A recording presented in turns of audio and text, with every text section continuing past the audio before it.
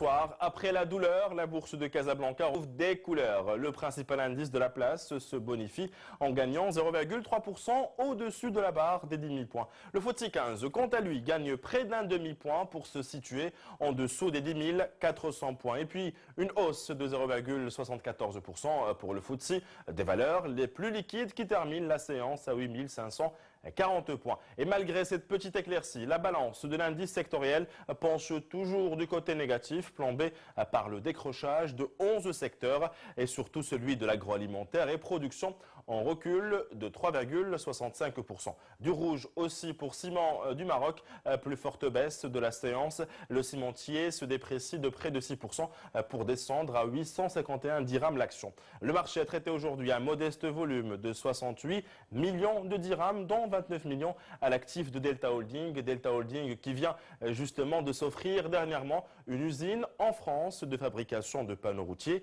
et de chantiers. Près de 1000 entreprises marocaines sont aujourd'hui certifiées et même si plusieurs chefs d'entreprise sont conscients de l'importance de la certification, ils hésitent encore à franchir le pas. Et c'est pour les sensibiliser qu'ont été organisées aujourd'hui les assises de la certification, une deuxième édition auquel nous consacrons le fait marquant de ce soir. Reportage à Tchmal Mercado. En temps de crise, la certification peut être aussi un levier de croissance. Elle permet à l'entreprise d'optimiser ses ressources, de cibler ses actions, mais aussi de rassurer son marché. Pourtant, près de 1000 sociétés seulement sont certifiées au Maroc. C'est le constat dressé par les participants à ces assises de la certification. Une deuxième édition qui s'intéresse notamment à la qualité des services publics. Toute la réforme que l'on est en train de penser, on est en train de la penser globale, amélioration de la qualité de service aux citoyens.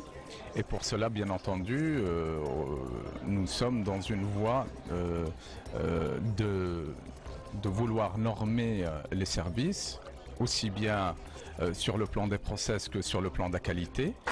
Cette édition a été marquée notamment par le lancement des trophées ACM pour la certification. Le prix de l'établissement public a été décerné à l'ONDA, celui des PME AgroFood, alors que le trophée de l'ONG à AFAC.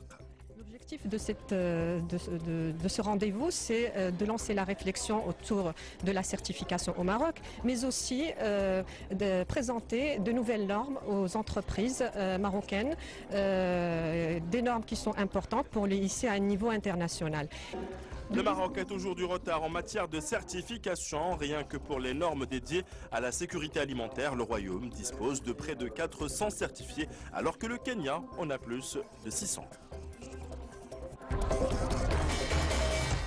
Comme à l'accoutumée, le reste de l'actualité en bref, c'est le grand rush en ce moment sur le marché obligataire. Le CDVM, gendarme de la bourse, vient de donner son feu vert à l'émission par les résidences d'Al Saada d'un emprunt obligataire de 750 millions de dirhams. Réservé aux institutionnels et aux personnes morales de droit marocain, la souscription est fixée entre le 18 et le 20 juin prochain.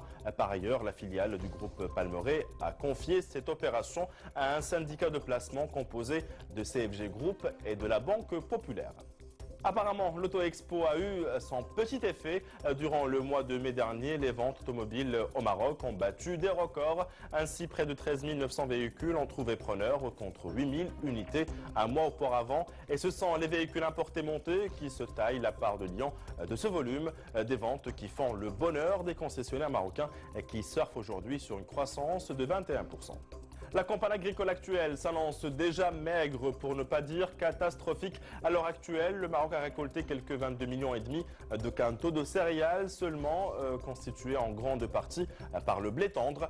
Selon l'ONICL, ce volume est malgré tout en progression de 25% par rapport à la moyenne quinquennale entre 2006 et 2010. Et au niveau régional, c'est la région de Fès-Boulmen qui s'accapare la première place en matière de rendement avec 35% de la collecte globale.